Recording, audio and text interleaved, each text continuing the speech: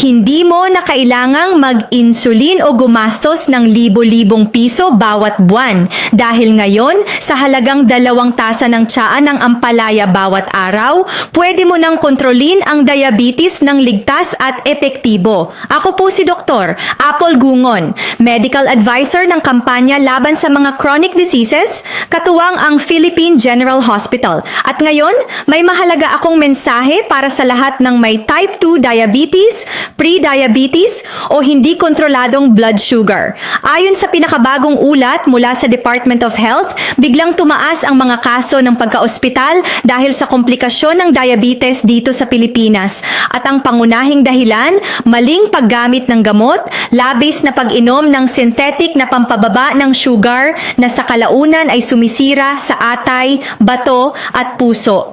Pero ngayon, may natural na solusyon. Isang ligtas na paraan, aprobado ng DOH mula pa noong Enero 2025 at hindi kailangang uminom ng gamot habang buhay. Hindi ito tulad ng mga gamot na pansamantala lang ang epekto.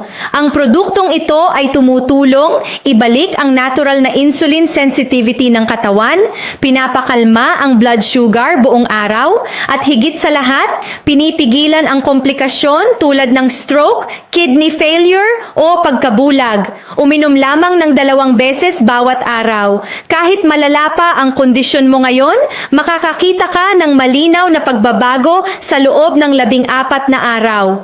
Target namin sa pagtatapos ng 2025.